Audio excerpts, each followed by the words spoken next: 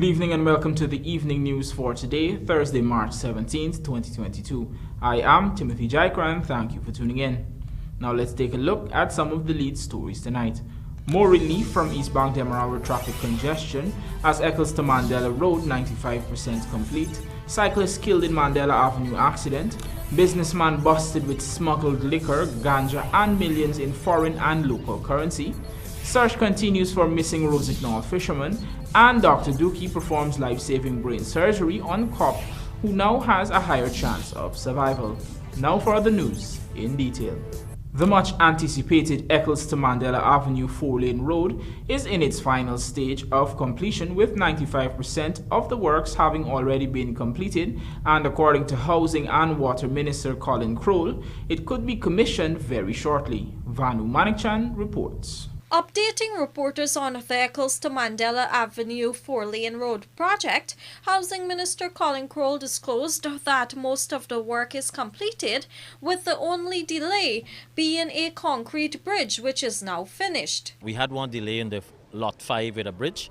That is now complete, and of course when you do those, it's concrete bridges, right? So once you do those bridges, you have to have the curing process, and they're just doing some tidying, so it's at least 95% complete. So very shortly, once we can be able to have the weight traveling on the road, well, at that bridge, the rest is ready. We will be commissioning that. We're constructing on the $2.3 billion 4-lane highway from ECCLES-to-Mandela started in April 2021. Contracts were signed with 6 contractors, each given a lot, and they were supposed to have been completed by December 2021.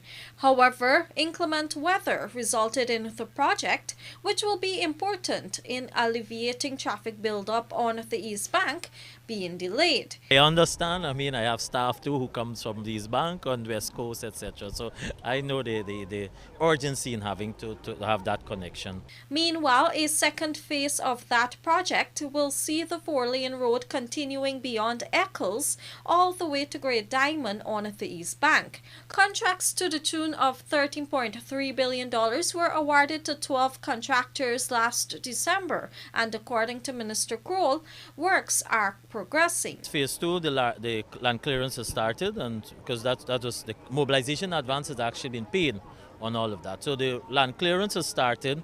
There's only one challenging lot, and that is by the boundary between Mocha and Horstellin, where you have some persons, it was 35, let's say 35 buildings that were there occupying that stretch.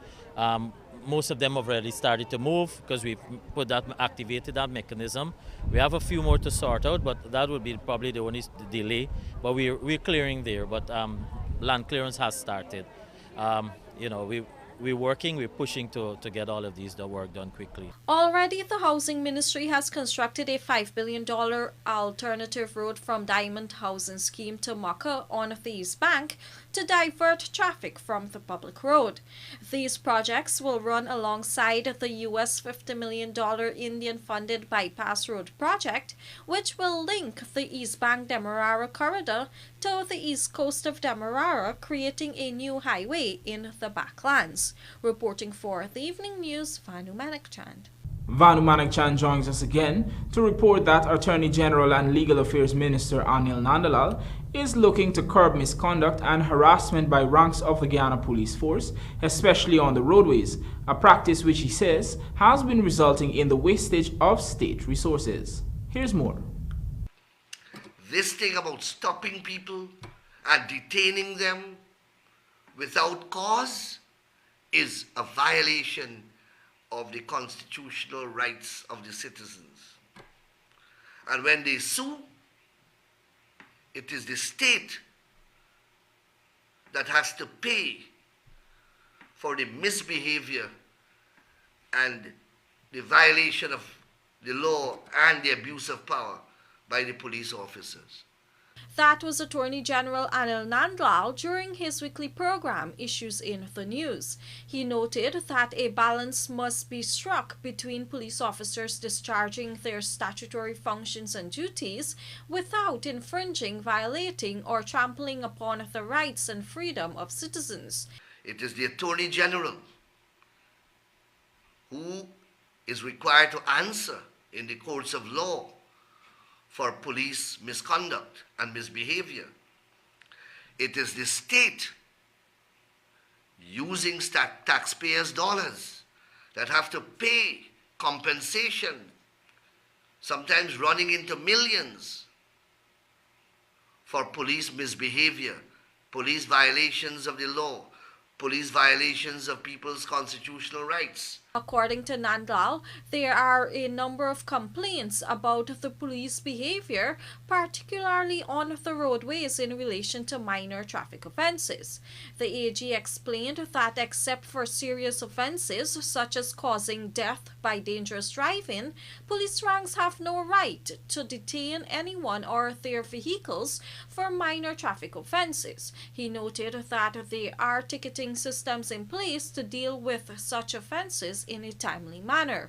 When the police detain those vehicles and legal proceedings are filed, it's the Attorney General who has to go to a judge and explain why this vehicle is kept for so many days.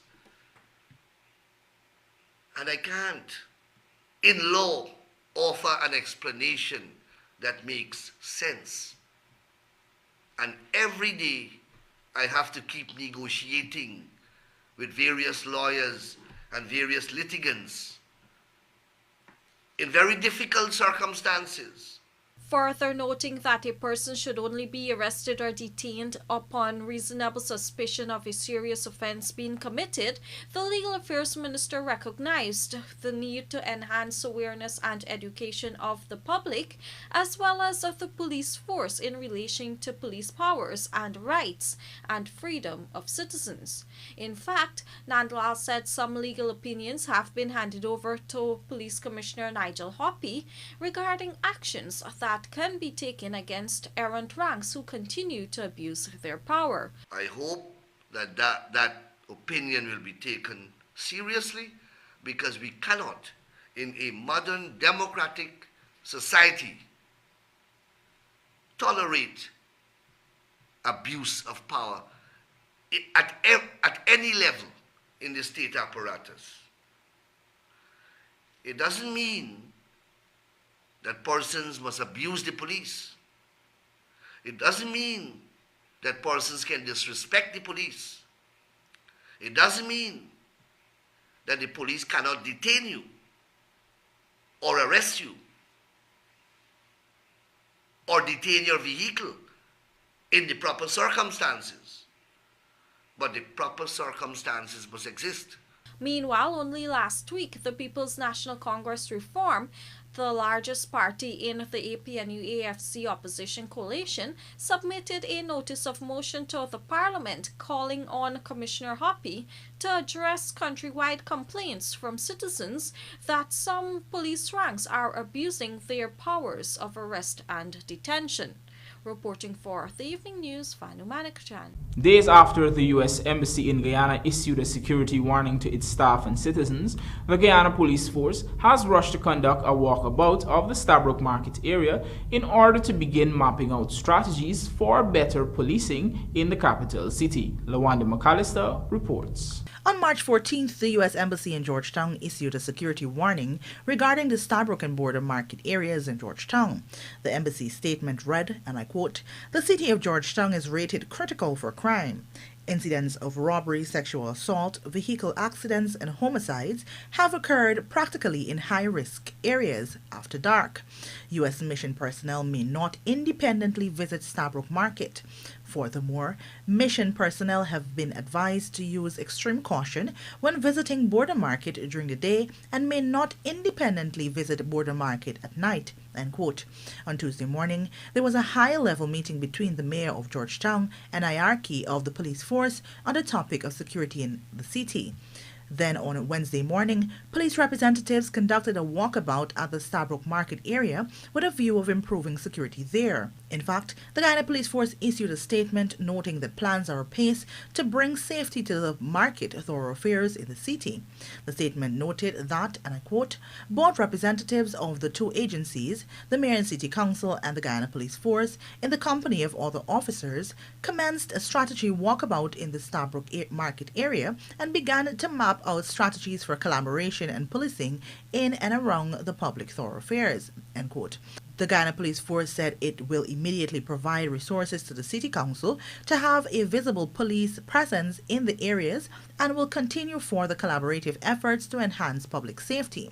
However, Home Affairs Minister Robertson Ben says the Guyana Police Force has been working on the initiative since November 2021 without the fanfare. According to him, the U.S. Embassy's warning and this initiative is simply coincidental. Reporting for the Evening News, Lawanda McAllister. A 57-year-old cyclist is now dead following an accident on Wednesday evening along Mandela Avenue, Georgetown. Dead is Lyndon Austin of Goslow 4th Avenue, Tocqueville, Georgetown. Reports are that motorcar PAC 1350 was proceeding north along the western carriageway of the roadway while the pedal cyclist was proceeding in the same direction on the western carriageway. As the driver of the motorcar was in the vicinity of the Rubis gas station, it is alleged that the pedocyclist proceeded to cross the western carriageway, going from west to east, and in the process of doing so, he ended up in the path of the motorcar. As a result, the front center portion of the car came into contact with the pedocyclist. Due to the impact, the pedocyclist was thrown onto the bonnet and windscreen of the motorcar and landed on the surface of the road, receiving injuries about his body in the process. He was picked up by the driver and placed in the said motorcar in an unconscious condition and was transported to the Georgetown Public Hospital, where he was treated for abrasions about the body and for head injuries. However, at about 23:30 hours, the man died without regaining consciousness while receiving further treatment. A notice of intended prosecution has been prepared and served after a breathalyzer test was conducted on the driver and revealed his BAC level was 0.044 and 0.043. He remains in custody, assisting with the investigations. Meanwhile, a 30-year-old businessman has been arrested following the discovery of a quantity of smuggled liquor and marijuana at his property at East Street, North Commingsburg, Georgetown. The bust was made on Wednesday afternoon by a party of policemen from the Criminal Investigations Department headquarters. A search conducted by the police ranks unearthed some 2.5 million Guyana dollars, US 75,000, SRD 4,000, Euro 6,000, Bajan $19, Canadian $40, TT $171, $100 in Venezuelan currency, and $100 in Belizean dollars. A further search was conducted in a locked room and secured, which the businessman opened for the cops. There, the investigators found a quantity of uncustomed liquor, 24 bottles Double Black, 16 bottles Johnny Walker Black, 11 bottles Jack Daniels whiskey, 2 bottles Mary Irish cream liqueur, 16 cases Budweiser beer, and 1 case Red Bull energy drink. Additionally, a small cooler bearing the business's logo was seen on top of a cupboard, and upon opening it, police found a black plastic bag containing 2 parcels wrapped with transparent plastic. The content was probed in the businessman's presence and found to be suspected cannabis. The businessman was told of the offense committed, arrested, and cautioned. His wife, mother-in-law, and wife's 18-year-old cousin, along with the illegal items and cash, were escorted to the CID headquarters. In their presence, the suspected drug was weighed and amounted to 2.030 kilograms. Later that afternoon, the ranks executed a second search warrant at Providence, East Bank, Demerara, at another property owned by the businessman. During that search, 3 DVRs were confiscated from the property and lodged with the custodian of the Guyana Police Force's property room to be processed. Investigations are continuing.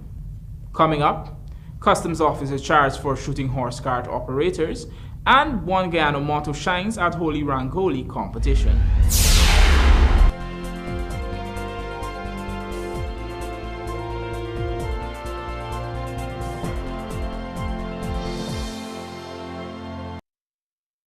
In addition to 2% royalty, did you know that Guyana earns 50% of the profits from oil production? More than any one of the Stabroek Block co-venturers, ExxonMobil, Hess, and Sinnock. And by 2026, the government is expected to export 50 million barrels of oil per year, which can earn as much as $4 billion US. Planning a cleanup? We can help. Sevon's waste management skip bins can be provided for home renovation projects. yard cleanups, or construction sites. It's simple. Step 1, just pick up the phone and give us a call. Step 2, we deliver the skip bin size of your choice. Step 3, load the skip with all of your junk. And finally, Step 4, we take it all away. It's that simple. Bins are also available in various sizes, so there's no job that's too big or too small.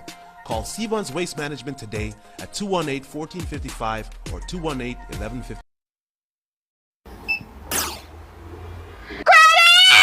Yeah, ready? We are so far. Look along, me tell you, buy one generator. Now the picnic online test and blackout come and cut off everything. Sorry, son. Radhika. Abby go tomorrow. Abby go now. At Sylvie's, we stock products from more than 22 different sectors in mining, construction, food processing, vulcanizing, home improvements, and more. Are you getting generator? So this is a 3000 better size generator. This will work for your lights, your fan, your TV, and your fridge. Well, Abby can buy one for Abby and Yes. Abby can buy one for Mommy too. Yeah, and mommy could even key start it, cause all you have to do is hook up the battery and Visit us today at 31 High and Hatfield Street, where our friendly and knowledgeable team members are willing to assist you. You can also call us on 227-6243 or WhatsApp us on 623-7755 and shop via our website at www.sylviesonline.com. Abby go buy one doll pulling mill. One plucking machine, one pressure washing machine, one juice dispenser, one engine, one pepper grinding machine, one water pump, a sugar cane juicer, circle sir. We gotta get, alright, then food warmer. We gotta get, what are you looking at? Combo pack up, we feeling best. Sunshine stacks above the rest. There is no contest, is the best mix, so we feeling best. Best value to how you feeling. Ole cheesy, so much ripples and more. Combo pack of flavors galore, yeah. Combo pack up, we feeling best. Sunshine stacks above the rest. There is no contest, is the best mix, so we feeling best. Sunshine snacks combo pack, now with a new look and new mix. Grab your pack today. Best mix, so we feeling best.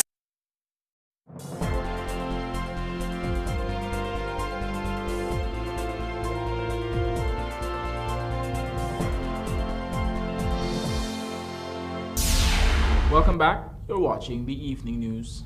A 49-year-old customs enforcement officer was today charged with 2 counts of discharging a loaded firearm with intent, contrary to Section 55A of the Criminal Law Offences Act, Chapter 8.1. David Ali of Lebon Intention, East Coast Demerara, was arrested on March 13 after he opened fire on 2 horse cart operators who were cutting down grass from an empty lot situated west of his home. The victims, Anil Prasad and Regan Gonzalez, sustained gunshot injuries and had to seek medical treatment. Today, Ali appeared in the Sparendam Magistrate Court, where the charges were read to him, and he pleaded not guilty to both. Bail was granted in the sum of $100,000 on each charge. The cases were postponed to March 20th. Police had revealed that the suspect, upon being arrested, claimed that the horse cart operators attempted to enter his yard, causing him to discharge a firearm in the air and then in the direction of the duo. The Guyana Revenue Authority has since launched an internal probe into the matter. One day after a boat capsized in the Atlantic Ocean, resulting in 26-year-old fisherman becoming missing, family members are clinging to hope that the man is still alive and are urging more persons to volunteer in the search and rescue mission to find him. Our Berbice correspondent Andrew Carmichael tells us more. Missing is 26-year-old Suraj Daneshwar, a father of 1 of Rosignol, West Bank, Berbice, who has been working in the fishing industry for the past 5 years. According to the police, Daneshwar, along with the boat captain, O'Neill Depression, at about 5 hours on Tuesday left the 3-door coker at Rosignol and headed to sea in a 36-foot wooden boat equipped with a 40-horsepower engine. At about 8:20 hours on Wednesday, Depression went to the Blairmont police station, where he reported that at about 21 hours on Tuesday, while returning from sea in the vicinity of Bath Settlement, West Coast Berbice, about 4 miles offshore, a large wave hit the boat. This caused the vessel to capsize and resulted in both himself and the now missing man falling into the deep sea. Depression reported that about 10 to 15 seconds after he managed to resurface and held on to the boat, and upon looking for Daneshwar, he did not see him. The man further stated that the boat began to drift further into sea with him until he was rescued by another fishing boat which was heading in his direction. The vessel has since been recovered and brought to shore, but there was no sight of the missing fisherman. A search and rescue team went into the ocean on Thursday to continue the search, but up to news time, there was still no sight of the missing man.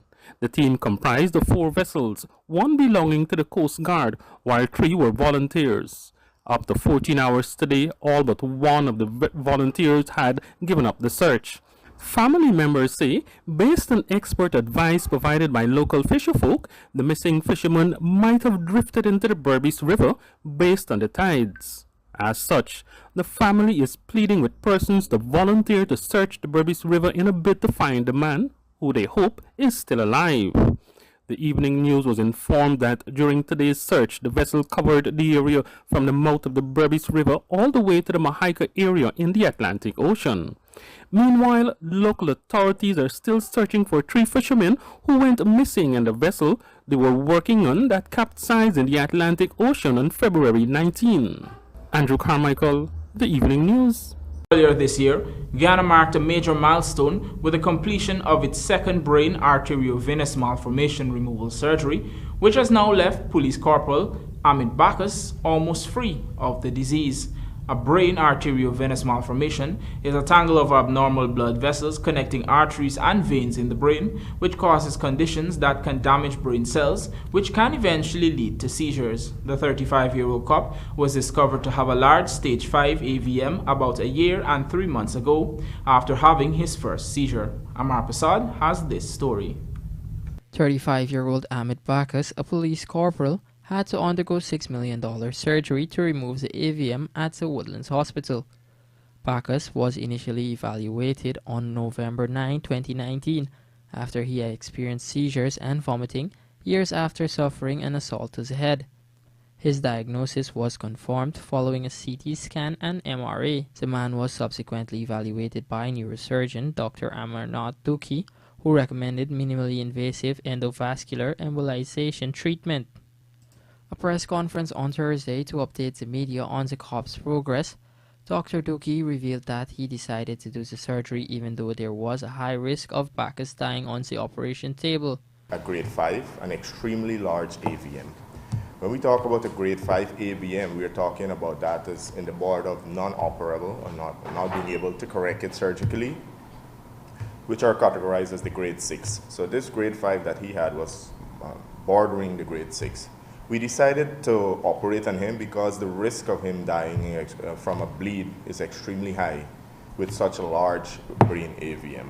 With this minimally invasive surgery, about 70 to 75% of the AVM has been removed, giving Bacchus a better chance at survival. That procedure by itself is extremely delicate. So what you do in this minimally invasive, we canalize a vessel in his thigh that takes a small plastic catheter straight to his brain. We send it straight to his brain. We're seeing on a computer in the cauterization lab. And when you locate the AVM, now you could see, I think I would have sent in the chat a web-like nidus of the AVM.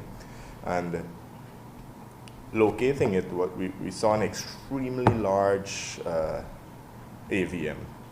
Now, we organized to use something that's called Onyx. Onyx is a first-line treatment for embolization of AVM. It's a liquid embolic agent that closes off vessels. And through that vessel that was canalized, we send that glue up to the brain. The doctor said that they are hoping to remove the remaining AVM within the next 3 to 6 months. Bacchus has since extended thanks to all the donors who helped to fund the surgery. He also expressed gratitude of being able to survive the risky operation. I'd like to thank God Almighty for seeing me through this surgery. You know, as Dr. Dukhi says, right? I had a lot of risk in the surgery. I will thank Dr. Dukhi and his team at Woodlands Hospital for doing the surgery as well and being successful. I will thank my beautiful wife who's there to see me through.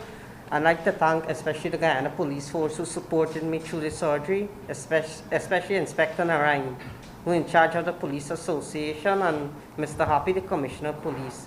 And by God's grace, the surgery, since I've finished the surgery like a month now, by God's grace, I'm not just 100, but I'm 110%. Things that I couldn't do normally, I'm doing normally. I want to thank God for this. For the evening news, Amar Prasad. The Ministry of Culture, Youth and Sport on Thursday organized a Rangoli competition in keeping with the holy celebrations, which reverberated a message of One Guyana. Here's a look. Teams from different organizations and agencies turned up on Main Street, Georgetown, where a selection of designs and colors were displayed to represent not just the Festival of Colors, but the diversity of the Guyanese culture. The evening news spoke with some participants to hear their take on the celebrations. Our group is called Springs of Unity. That is the message we want to send to all Guyana, that we are here to share love, we will share unity as one unified Guyana. In Guyana, we know we have issues like racism and so on. So with that, we want to break that barriers today, and so we want to send a message of love. We want to send it peace, harmony. We chose to do peacocks embedded in some designs. So the significance is the peacocks represent beauty, just to show a little bit of Guyana's beauty. We know our country is very beautiful. It's actually on the world map in terms of tourism. So we know there's a ton of beautiful sites. We have so much nature, so much rich forest and all of that going on. So we plan to capture some of that in our piece. It's a great experience, like I said, in keeping with the One Guyana team. It's a chance for us to actually get to interact with persons. And I mean, COVID has kept us in for so long. It's something very refreshing to us. We would have a design that would depict not only this festive season, but also Guyana by itself. So we did a design of a Guyana map along with the national board as well, the national headdress, along with all the Rangoli designs that there are. The thing about Guyanese culture is that we all intermingle with each other's culture. So whenever there's a season that represents our 6 ethnic groups, we are all there to support each other as well. And it's also fun and excitement to be together as well. We're here, as you can see, depicting the whole Rangoli celebration. It's a competition as well, also friendly at the same time. And we're doing a peacock representing peace and prosperity, and with the different colors as well, representing holy.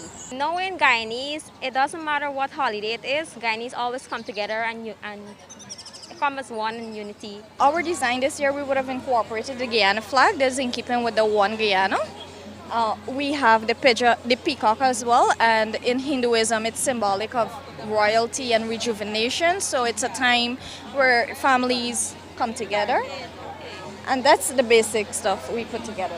After 2 years since the pandemic struck, persons can now celebrate the Festival of Holi with much grandeur following the removal of COVID restrictions. Pagua is regarded as the Festival of Colors and represents the welcoming of spring. Rupa Sinarain, The Evening News. Guyana's COVID-19 situation has been brought under control, and with a reduced number of cases being reported each day. However, Guyanese have been asked to celebrate Pagua tomorrow in a safe way. Find out more in this report.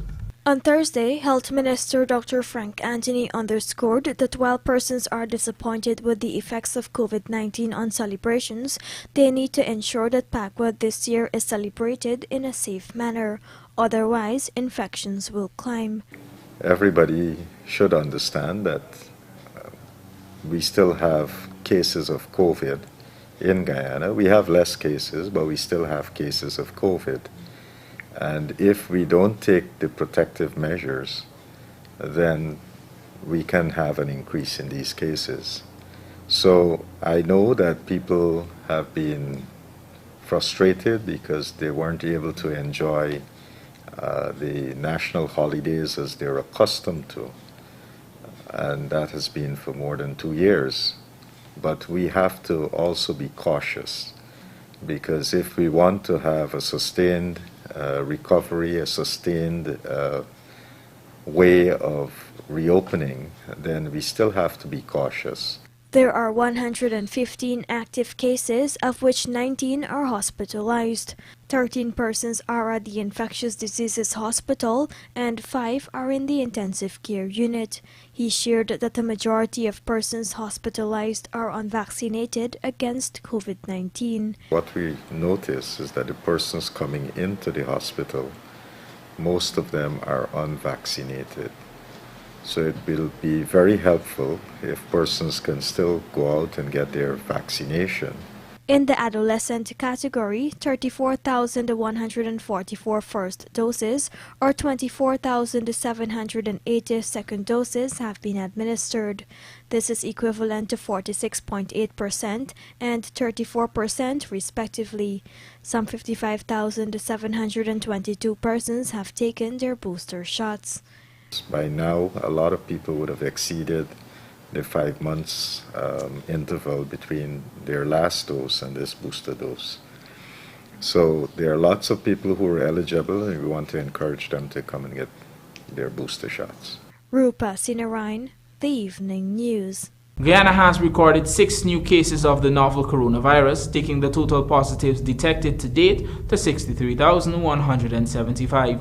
There are 5 persons in the ICU, 14 in institutional isolation, 138 in home isolation, and 11 in institutional quarantine. Recovery stand at 51,792, while the death toll is 1,226. And now for a look at the bridge reports. Sidemoraro Harbor Bridge is scheduled to be closed on Friday, March 18, 2022 at 3 hours 30 for a period of 1.5 hours.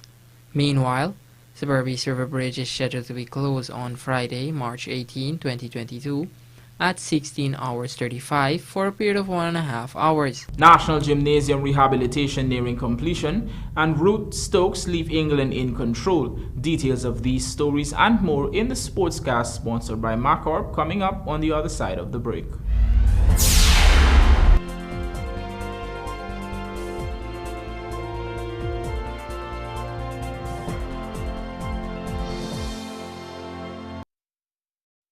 Looking to bring your dream home to reality or simply taking on a home improvement project? Then National Hardware Limited is where you should start. Let us put that touch to your home.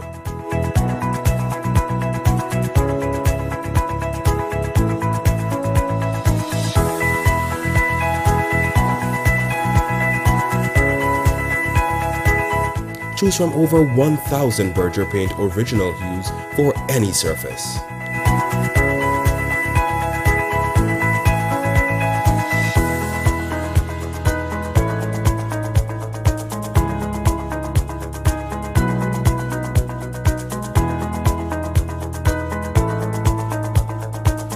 We are known for our trusted brands such as Westinghouse, Philips, Satco, Rubbermaid, Pyrex, Gibson Home, and so much more. National Hardware Limited, your do-it-best store, located in downtown Georgetown and industrial site Rheinveld. John Lewis Styles introduces Eddie Domani, Vertical Sport, and Alberto Cardinale, a line of very affordable men's clothing, especially suited for the workplace. Get polos from $2,800, dress shirts from $3,995, shirt jacks from $5,500, and even jeans and dress pants from $5,995. We can supply large companies with special sizes and colors upon request. Come visit us on Waterloo Street and ask for a quotation. Umbrellas, computer bags, footwear, and women's workwear are also available. John Lewis Styles, simply different. Get the right seal right now from Industrial Supply of Guyana, Inc., your immediate SKF sealing solutions. The SKF Seal Jet Machine is capable of building seals from 5mm to 600mm in diameter in under 5 minutes. With technical support readily available, you can get a customized seal to suit virtually any industrial application, like buffer, rod, wiper, and piston seals. SKF Seal Jet Machine, now at Industrial Supply of Guyana, Inc.